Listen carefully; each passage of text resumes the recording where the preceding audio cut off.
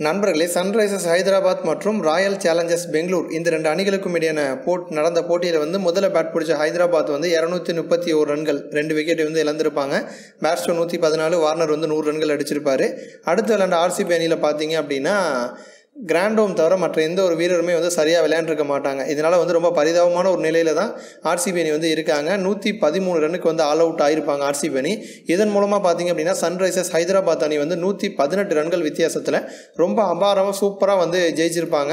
விராட் கோலி வந்து செம கோவத்தில் இருப்பார் அப்படின்னு தான் வந்து சொல்லணும். அதோடு மட்டும் இல்லாமல் இந்த போட்டி நடந்த சமயத்தில் பார்த்தீங்கன்னா விஜய் சங்கர் வந்து ரொம்ப சூப்பராக ஒரு ரன் அவுட் வந்து பண்ணியிருப்பார். ஒரு பாலில் வந்து 2 ரன் அவுட். இதே மாதிரி ஒரு ரன் அவுட் வந்து சமீபத்தில் வந்து தலை தோனி வந்து பண்ணார். அவர் வந்து விக்கெட் கீப்பர் நிற்கும் போது பார்த்தீங்க அப்படின்னா பாலை பிடிச்சி ஸ்டம்பில் அடிச்சிருவார்.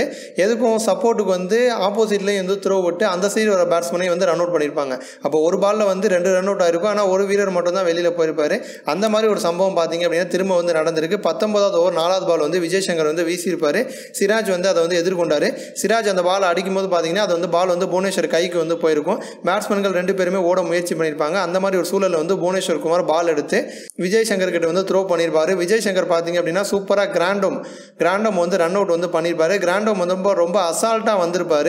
அப்படி இருக்கும் பட்சத்தில் சுதார்சி கிட்ட விஜய் சங்கர் வந்து சூப்பராக வந்து ரன் அவுட் பண்ணி மறுமுனையில் வந்து சிராஜையும் வந்து டேரெக்டாக வந்து த்ரோ பண்ணி அவுட் பண்ணியிருப்பார். 2 பேருமே அவுட்டு தான். ஆனால் முதல்ல வந்து கிராண்டம் அவுட் பண்ண காரணத்தினால கிராண்டம் வந்து வெளியில் போயிருப்பார். ஸோ விஜய் சங்கர் பார்த்தீங்க அப்படின்னா அந்த நேரத்தில் வந்து ரொம்ப அற்புதமாக வந்து செயல்பட்டிருப்பார்.